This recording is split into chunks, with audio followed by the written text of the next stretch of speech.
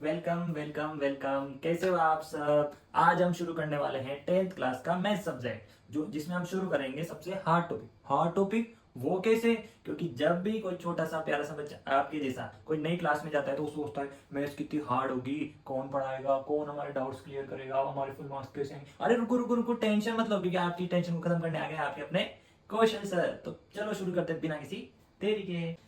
तो बच्चों शुरू करते हैं। आज का हमारा टॉपिक है क्लास 10 की मैथ का first chapter, real number. Sir real number क्या होते हैं? जो भी हम डेली लाइफ में रियल नंबर्स का यूज करते हैं, जैसे कि वन बोतल पानी पीते रहना बेटा, वन बोतल, टू नोटबुक, जीरो मनी, क्या जीरो मनी ठीक है। तो ये जो भी वन यूज किया, टू यूज किया, जीरो यूज किया, ये सब कौन से नंबर है? Real number. सर इनके अलावा भी दूसरे नंबर होते हैं क्या? हाँ, इमेजिनरी नंबर होते हैं जिनको हम डेली लाइफ में यूज नहीं करते हैं। तो सबसे पहले हम पढ़ेंगे रियल नंबर्स क्या होते हैं, फिर उसके बाद हम एक छोटी सी ब्रीफ में पढ़ लेंगे कि इमेजिनरी नंबर्स क्या होते हैं। तो सबसे पहले हम पढ़ते हैं रियल नंबर्स क्या होते हैं। तो आपने सुना होगा नेचुरल नंबर्स। कहाँ से स्टार्ट होते हैं वो?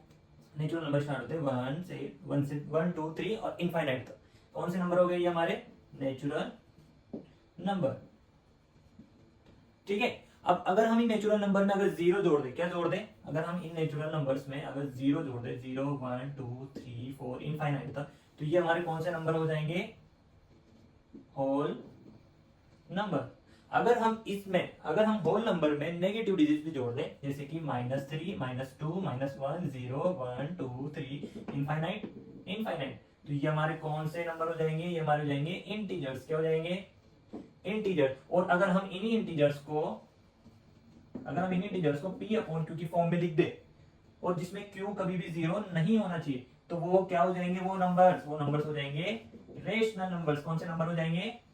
Rational numbers. और रेशनल नंबर की तरह एक और नंबर होते हैं, वो होते हैं इरेशनल नंबर्स। ठीक है, जो रेशनल नहीं होते हैं, जैसे कि √2, √3, √5। ठीक है, ये हमारे कौन से नंबर हो गए? इरेशनल नंबर्स हो गए। अगर हम रेशनल नंबर और इरेशनल नंबर दोनों कैटेगरी के नंबर्स को अगर एक साथ रख दे, तो वो सब क्या कहलाए जाएंगे? वो सब कहलाए जाएंगे रियल नंबर। क्या आपको रियल नंबर समझ में आया? आई थिंक रियल नंबर सभी को समझ में आ गया होगा। तो मैंने आपको बताया था कि मैं इमेजिनरी नंबर भी आपको बताऊंगा। तो इमेजिनरी नंबर क्या होते हैं? जो हमारी रियल लाइफ में यूज नहीं होते। तो वो कौन सी तरह के नंबर होते हैं? तो जिनको हम रूट माइनस लिखते हैं, जैसे कि √-25 हमने लिखा। सर इसको अगर सोल्व करूं तो माइनस का 5 आ जाएगा, या फिर हम इसको क्या 5 लिख सकते हैं?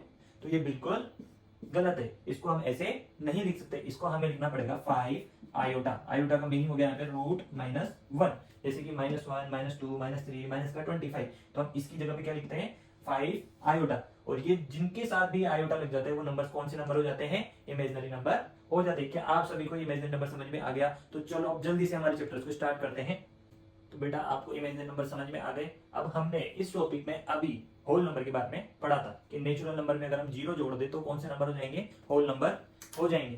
तो होल नंबर्स में भी दो टाइप के नंबर्स होते हैं। कौन कौन से होते हैं बताओ? मैं बताता हूँ। होल नंबर्स में दो टाइप के नंबर्स होते हैं। पहला नंबर होता है प्राइम नंबर। अब तो दूसरा तो आ गया होगा आपको। दूसरा वाला नंबर होता है कंपोजिट नंबर। तो आपको समझ में आता है? आपको याद है? आपको पता है प्राइम नंबर कंपोजिट नंबर कौन से नंबर होते हैं? अरे सर हमें पता है, आप क्यों पढ़ा रहे हो चीजों को? बेटा जो नया बच्चा होगा या फिर जिनको नहीं पता होगा कि प्राइम नंबर कंपोजिट नंबर क्या होता है, उन्हें तो बताना जरूरी है ना। और ऐसा तो है नहीं कि आपको पता है तो फिर आप पढ़ोगे ही नहीं। जैसे जैसे मैं पढ़ाते जा रहा हूँ वैसे वैसे आप पढ़ते जाओ। आपको मैं इतनी गारंटी दे रहा हूँ, अगर आपने पढ़ लिए ना अच्छे से, मेरी पूरी वीडियो देख ली ना, आपके एक एक डाउट्स क्लियर हो जाएंगे। ठीक है। तो प्राइम नंबर्स कौन से नंबर होते हैं? प्राइम नंबर्स वो होते हैं जो डिवाइडेड बाय इटसेल्फ एंड 1। और ये कौन से नंबर होते हैं? डिवाइडेड बाय इटसेल्फ एंड 1 और any another number. Sir English में लिख दिया, थोड़ा सा मैथ में बताओ, इंग्लिश थोड़ी पढ़ रहे हैं। तो जो भी नंबर जो खुद से ही डिवाइड होता है या फिर 1 से डिवाइड होता है, वो नंबर कौन से नंबर? Prime number. जैसे कि 2 के फैक्टर्स क्या होते हैं? एक तो 2 और एक 1। जब भी हम इन दोनों को मल्टीप्लाई करेंगे तभी क्या आएगा? 2 आएगा। तो ये 2 में सिर्फ हम किससे डिवाइड कर रहे हैं? 2 की टेबल में ही 2 आता है, या 1 की टेबल में क्या आता है? 2 आता है। अगर मैं यहाँ लिख दूं 4, तो 4 क्या होता है? ये 1 की टेबल में भी आता है, ये 2 की टेबल में भी आता है, और ये 4 की टेबल में भी आता है। यानी कि ये खुद से भी डिवाइड हो रहा है, ये 1 से भी डिवाइड हो रहा है, और ये एनी अनदर नंबर दूसरे नंबर से भी डिवाइड हो रहा है। यानी कि जिनके फैक्टर्स ये खुद है वो तो प्राइम नंबर, जिनके फैक्टर्स में वन से ज्यादा फैक्टर हो रहे हैं जिसमें हम वन को इंक्लूड नहीं कर रहे, यानी कि जिनमें ये खुद से भी डिवाइड हो रहा है, वन से भी डिवाइड हो रहा है और एक किसी और नंबर से भी डिवाइड हो रहा है, तो कौन से नंबर हो गए? Composite number. सर ये पढ़ा क्यों रहे हो आप इन दोनों को? क्योंकि यही हमारे पूरे चैप्टर्स में काम आने वाले हैं। तो हमारे मेन टॉपिक को हम स्टार्ट करते हैं। तो जो हमारा चैप्टर है रियल नंबर, वो इस थ्योरी पे बेस्ड है। कौन सी theory? Fundamental theorem of arithmetic. ये थ्योरी में क्या बताती है? Every composite number can be written as a product of prime number. Sir इसका क्या मीनिंग हुआ? ये हर एक कंपोजिट नंबर को हम लिख सकते हैं। कैसे लिख सकते हैं? प्राइम नंबर्स का प्रोडक्ट करके। सर नहीं आया समझ में? सर अभी बताते हैं। देखो, तो जैसे कि हमारा एक नंबर है 10, 10 के फैक्टर्स क्या होते हैं? 10 1 की टेबल में भी आता है, 2 की टेबल में भी आता है, 5 की टेबल में भी आता है और 10 की टेबल में भी आता है। तो ये जो हमारा 10 है ये कंपोजिट नंबर हो गया एक तरीके से, क्योंकि ये खुद की टेबल में भी आता है, 1 की भी आता है और ये अनदर नंबर में भी अनदर नंबर की टेबल में भी आ रहा है। अब सर इसका इससे क्या रिलेशन है? तो देखो, हर एक कंपोजिट नंबर को हम लिख सकते हैं प्राइम नंबर्स के प्रोडक्ट करके। कैसे? कि जैसे हमारे प्राइम नंबर्स क्या है? ये रहे और ये रहे। तो हम अगर इनका प्रोडक्ट करके लिखेंगे तो ये हमारा क्या आएगा? 10 ही आएगा। तो हमारे जो प्राइम नंबर है, जैसे हमारा 2 हो गया, 5 हो गया, अगर हम इनका प्रोडक्ट कर दे, हम इनको मल्टीप्लाई कर दे, तो हमारा क्या जाएगा? वो कंपोजिट नंबर। तो हम हमारे हर एक कंपोजिट नंबर को लिख सकते हैं। कैसे लिख सकते हैं? इस फॉर्म में। किस फॉर्म में? प्राइम नंबर्स के प्रोडक्ट करके इसको इस तरीके से हम लिख सकते हैं। क्या आपको थ्योरी समझ में आई या नहीं आई? अगर आपको थ्योरी समझ में आ गई तो हम इसके कुछ क्वेश्चंस करते हैं और इस टॉपिक को यहीं पे खत्म करते हैं। तो बेटा आपके सामने क्वेश्चन दे रखा है। सबसे हम शुरुआत जो करेंगे, सबसे पहले इजी टॉपिक से करते हैं, इजी क्वेश्चन से करते हैं। तो ठीक है, तो हम देखते हैं। यहाँ पर क्वेश्चन लिखा हुआ है, find the HCF and LCM of 10 and 12। Sir ये एचसीएफ और एलसीएम क्या होते हैं? सर एचसीएफ और एलसीएम होते हैं, यहाँ पर लिखते हैं हाईएस्ट कॉमन फैक्टर। एलसीएम क्या होते हैं? एलसीएम होते हैं लीस्ट कॉमन मल्टीपल। सर आप तो बार बार इंग्लिश बता देते हो, इनको समझाओ तो सही। समझाता हूं ना बेटा। जैसे कि ये पूछ रहा है find the HCF and LCM of 10 and 12, कि 10 और 12 के एचसीएफ क्या होते हैं और एलसीएम क्या होते हैं। तो देखो एचसीएफ एलसीएम क्या होते हैं? जैसे 10 है हमारा, 10 के फैक्टर्स क्या होते हैं? 1, ये 1 के टेबल में भी आता है, 2 की में भी आता है, 5 की में भी आता है और 10 की में भी आता है। वही हमारा 12 है, वो किस किस की टेबल में आता है? 1 की में आता है, 2 की में आता है, 3 की में आता है, 4, 6 और 12। तो आपको फैक्टर्स तो आगे समझ में कि ये फैक्टर्स कहां से निकाले, मतलब किस किस के टेबल में 10 और 12 आते हैं। अब इनमें सबसे बड़ा हाईएस्ट कॉमन, इनमें सबसे कॉमन फैक्टर कौन सा है? इसमें ये तो 2 है, 2 है, 2 है, 3 नहीं है, 5 नहीं है, ये नहीं है, ये नहीं है। तो इसमें सबसे हाईएस्ट कॉमन फैक्टर ही क्या हो गया? इसमें सबसे हाईएस्ट कॉमन फैक्टर ही क्या हो गया? 2 हो गया, क्योंकि इसके बाद तो कोई कॉमन फैक्टर है ही नहीं। आगे बात समझ में। और दूसरी चीज है least common multiple. Least common multiple क्या होता है? यानी कि सबसे छोटा कॉमन मल्टीपल। यानी कि अगर मैं 10 और 12 की टेबल बोलूं, जैसे कि मैंने 10, 20, 30, 40, 50, 60, 70, 80 एंड सो ऑन।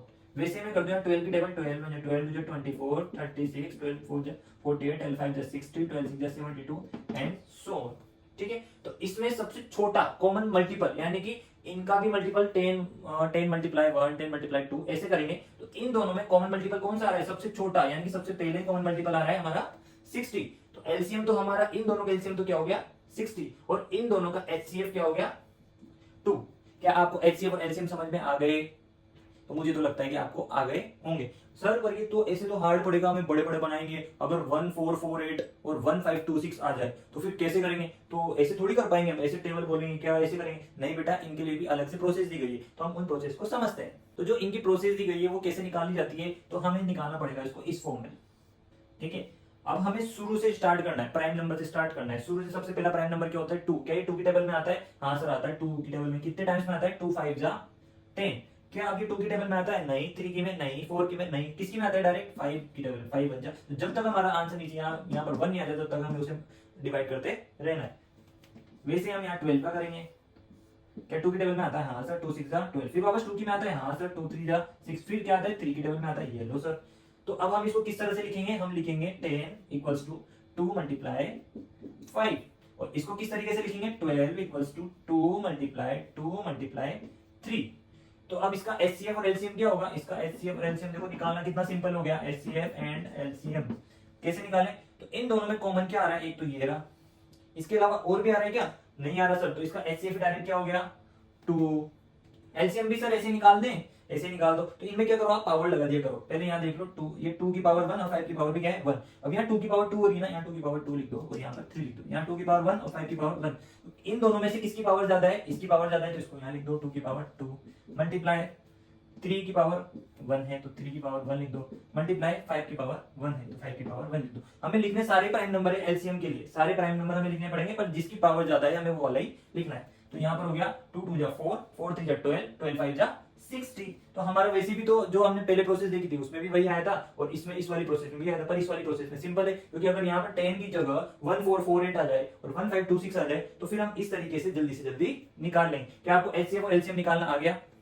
बेटा हमारा नेक्स्ट क्वेश्चन है वो है 1.1 का first question, express each number as a product of its prime factor. मुझे आशा है कि आपने आपकी नोटबुक आपके पास रखी हुई है, आपने आपकी जो बुक है वो आपने आपके पास रखी हुई है, जैसे कि मैंने रखा हुआ है यहाँ पे, ठीक है। और आपको अभी मैं यहाँ पर एक क्वेश्चन कराऊंगा, बाकी की आपको वीडियो को पॉज करना है या फिर वीडियो को पूरा देखने के बाद आपको सारे क्वेश्चन सोल्व करने हैं। इसमें लिखा हुआ है एक्सप्रेस ईच नंबर, यानी कि जितने भी इसमें नंबर दे रखे हैं ना इन्होंने, उनमें से हर एक नंबर को आपको एक्सप्रेस करना है, लिखकर बताना है प्रोडक्ट ऑफ प्राइम फैक्टर्स। जैसे इसके जो भी प्राइम फैक्टर्स आएंगे ना उनका प्रोडक्ट करके आपको लिखकर बताना है। जैसे कि 140 का हमने देखा है कैसे एलसीएम करते हैं, बहुत सिंपल है सर, आपने सिखाई दिया हमें। 2 7 जा 14 ये 0, 2 3 जा 6, 2 5 जा 10 ये लो, फिर 5 की टेबल में आएगा 5 7 जा ये लो, 7 1 जा 7। इसको कैसे लिखेंगे हम? 2 मल्टीप्लाई 5 मल्टीप्लाई 7, जिसको हम लिख देंगे 2 की पावर 2, 5 की पावर 1 एंड 7 की पावर 1। ये हमारा क्या हो गया? इतना इजी है, हाँ बहुत इजी। अब आपको इसके अलावा जो इसमें 4 क्वेश्चंस और है वो आप खुद को करना है, ठीक है। अब हम सेकंड क्वेश्चन स्टार्ट करते हैं।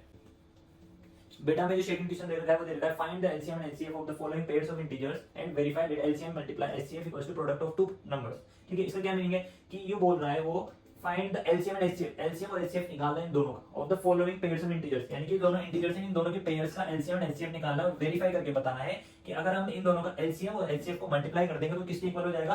प्रोडक्ट ऑफ टू नंबर्स, यानी कि इन दोनों के नंबर्स के इक्वल हो जाएगा। यानी कि इन दोनों का जो एलसीएम आएगा वो यहाँ लिखो, एचसीएफ आएगा यहाँ लिखो, दोनों को मल्टीप्लाई करो, इक्वल करो, और फिर इन दोनों का मल्टीप्लाई यहाँ करो, तो जो आंसर आएगा वो दोनों सेम आएगा। ये हमें वेरीफाई करके बताना है, ठीक है। बहुत सिंपल है, पहले हम एचसीएफ एलसीएम निकालते हैं। ये निकालेंगे 2 1 जा 2, 2 3 जा 6, 13 1 जा 30। वहीं सेम 91 का करेंगे तो 7 से करते हैं, ठीक है। 2 से नहीं होगा, 3 से नहीं होगा, 6 तक किसी से नहीं होगा, 7 से हो रहा है। 7 1 जा 7 और 7 3 जा 21 और वापस से 13 1 जा 13। तो इनको हम कैसे लिखेंगे? इनको लिख देते हैं हम 26 equals to 2 multiply 13, 91 equals to 7 multiply 30, यानी इसकी पावर 1 इसकी पावर 1 पावर 1 पावर 1।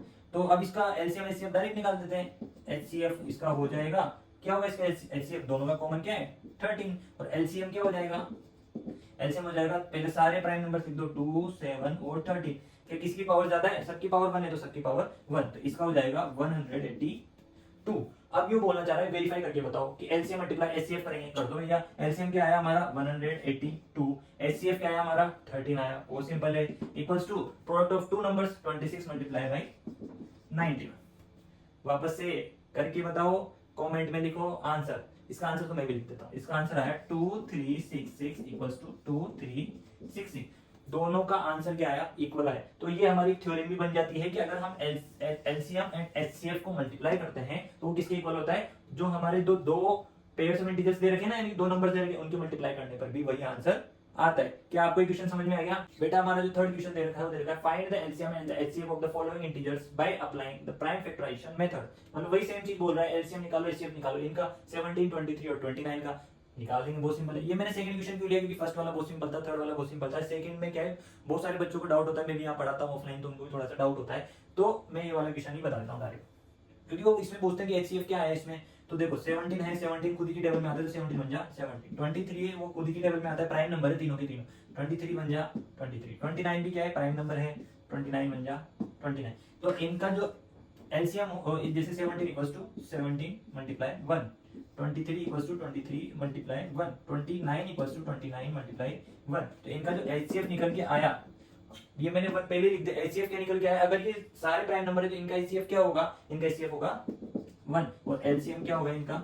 एलसीएम होगा कि देखो मैंने बोला था ना सारे प्राइम नंबर लिख दो, 17 23 और 91 सॉरी 29, और इनकी पावर सबकी पावर 1 1 1 है, तो ये 1 1 1 आंसर आ जाएगा 11339।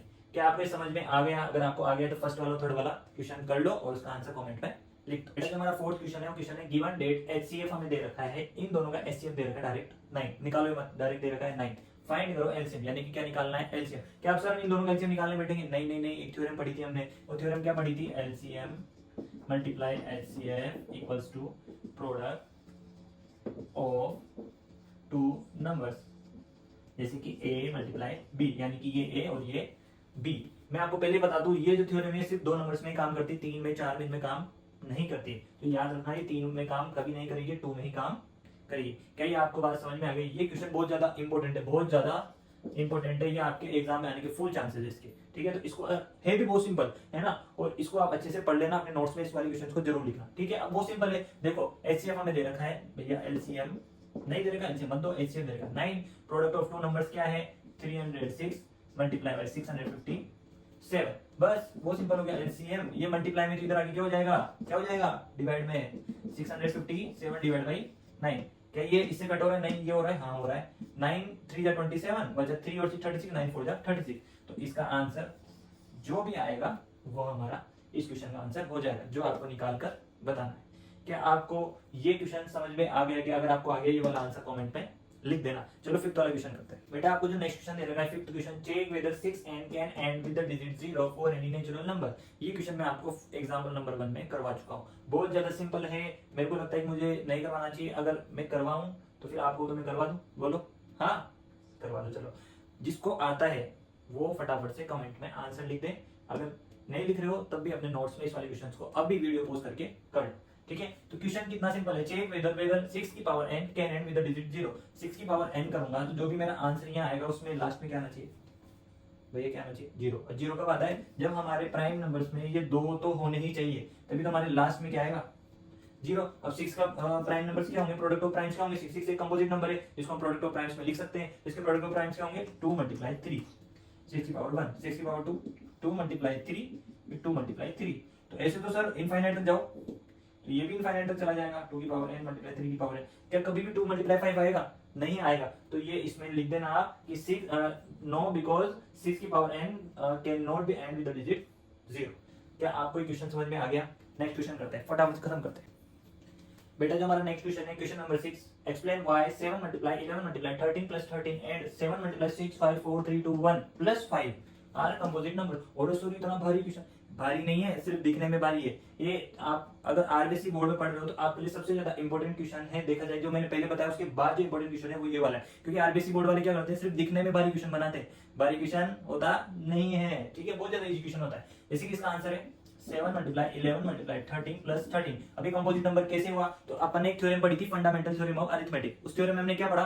थ्योरम में हमने पढ़ा था every composite number can be written as a product of prime number, यानी कि हर एक कंपोजिट नंबर को हम किस तरह से लिख सकते हैं, प्राइम नंबर्स का प्रोडक्ट करके, है ना। समझ में आया? समझ नहीं आया बताओ, ठीक है बताते। तो इन दोनों में कॉमन क्या है, इन दोनों में मतलब इस पूरी में कॉमन क्या है, 13 कॉमन है। तो 7 मल्टीप्लाई 11 मल्टीप्लाई 1 प्लस 1, 13 बाहर आएगा तो 13 बन जाए 13, ये प्लस का 13 बन जाए 13, तो ये प्लस कर लेंगे। 11 से 77 प्लस का 1 13 78। अब 78 का भी हम क्या कर देंगे, प्राइम फैक्टराइजेशन कर देंगे, कर दो सर। 2 3 जा 6, 2 9 जा 18, 3 की टेबल 3 बन जाए 3, 3 3 जा 9, फिर वापस से 13। तो इसका हो गया 2 मल्टीप्लाई 3 मल्टीप्लाई 13, और ये मल्टीप्लाई 13 तो है ही सही, तो 2 की पावर 1 3 1 13 की पावर 2। तो ये सब क्या है, प्राइम नंबर्स ही तो है। तो product of primes equals to composite number. क्या आपको ये बात समझ में आई या नहीं आई? वैसे ही सेम क्वेश्चन है वो उधर वाला, 7 multiply 6 multiply 5 multiply 4 multiply 3 2 1 plus 5।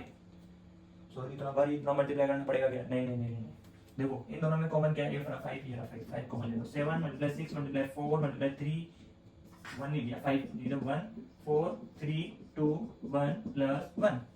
अब इतना तो करना ही पड़ेगा, पर बारी नहीं है भारी। इन दोनों को, इनको अगर हम मल्टीप्लाई करते हैं तो क्या आता है 1008 प्लस 1 5 1009। और वापस से ये दोनों प्राइम नंबर हो गए, दोनों को अगर हम करेंगे खोलेंगे वही प्राइम नंबर्स का प्रोडक्ट आ जाएगा, और वो प्राइम नंबर का प्रोडक्ट क्या कहलाया जाएगा, कंपोजिट नंबर कहलाया जाएगा। तो बस इतना सा सिंपल सा आंसर है। क्या ये आपको समझ में आया? इतना सिंपल है, कुछ भी नहीं करना। इनका 10 कॉमन ले लो, कॉमन ले लिया सर, और ये अगर हम इसको खोलते करते जाएंगे तो ये प्रोडक्ट ऑफ प्राइम्स आ जाएंगे, और वही हमारा क्या होगा, कंपोजिट नंबर। हमारी फंडामेंटल थ्योरम भी क्या हो जाएगी, प्रूव हो जाएगी। क्या क्वेश्चन समझ में आ गया? ये क्वेश्चन बहुत ज्यादा इंपॉर्टेंट है, एग्जाम में आ सकता है। बेटा जो आपका नेक्स्ट क्वेश्चन है 7th क्वेश्चन, लिखना भारी पड़ गया है, रात के 2 बज रहे हैं ठीक है। There is a circular path around a sports field. Sonia takes 18 minutes to drive one round of the field, while Ravi takes 12 minutes for the same. मतलब मोटा मोटा से इतनी सी बात लिखी हुई है कि एक सर्कुलर पाथ है, सोनिया जी को स्पोर्ट्स फील्ड का एक सर्कुलर पाथ है, सोनिया जी को 18 मिनट लगते हैं यहाँ से यहाँ आने में, मतलब यहाँ से यहाँ आने में, वापस यहाँ से यहाँ आने में, यहाँ से अगर घूम के आएंगे तो 18 मिनट्स लग जाएंगे सोनिया जी को, जबकि रवि को कितने लगेंगे, रवि को 12 मिनट लगेंगे, तो सोनिया जी को 18 और रवि को 12 मिनट लगेंगे। तो suppose they both start at the same point, अगर वो सेम पॉइंट से स्टार्ट करते हैं, सेम टाइम पर ही स्टार्ट करते हैं, मतलब यहाँ से स्टार्ट करा, सोनिया जी को 18 मिनट लगेंगे और रवि को 12 मिनट लगेंगे, और वो सेम डायरेक्शन में जा रहे हैं, यानी कि इसी डायरेक्शन में जा रहे हैं, तो आफ्टर हाउ मेनी मिनट्स, तो कितने मिनट बाद वापस से वो मिलेंगे, तो भैया देखो शुरू में तो मिलेंगे नहीं, क्योंकि इनको लगेंगे 18 मिनट, इनको लगेंगे 12, तो फटाफट से आ जाएंगे और ये आएंगे 18 मिनट, फिर ये वापस से आ जाएंगे, फिर आएंगे 18 मिनट में। तो सर आंसर कैसे निकालें, तो आप किससे पढ़ रहे हैं, कौशल सर से, तो कौशल सर इसकी ट्रिक भी बताएंगे। देखो ट्रिक बहुत सिंपल है, हम इसको इरेज कर देते हैं सबसे पहले। देखो ट्रिक इतनी सी है, इनमें डिजिट की कौन कौन सी दे रखी है, एक तो 18 दे रखी है और एक 12 दे रखी है। सोनिया जी की कितनी है, सोनिया जी की 18, रवि की कितनी है, रवि की है 12 मिनट्स, ठीक है। अब आपको ये देखना है कि इस डिजिट से भी छोटा आंसर आएगा क्या, मतलब अगर वो इसको घूमेंगे, यहाँ पर 18 लग रहे सोनिया जी को, रवि को लग रहे 12, क्या इससे भी छोटा आंसर आएगा 12 से, कैसे आएगा सर, रवि को 12 तो लगेंगे से ही, 18 इनको लगेंगे, तो 12 घूमेगा फिर वापस घूमेगा, तो 12 से तो बड़ा ही आंसर आएगा। अगर बड़ा आंसर आता है, यानी कि क्या बोल रहा हूं मैं, बड़ा आंसर है, तो आपको इसका उल्टा, हमें एलसीएम एचसीएफ निकालना है, तो एलसीएम निकालना है। और छोटा आंसर है, तो एचसीएफ निकालना है। ये हर एक इन तरह के क्वेश्चंस का हल है, हर एक इन तरह का सॉल्यूशन है।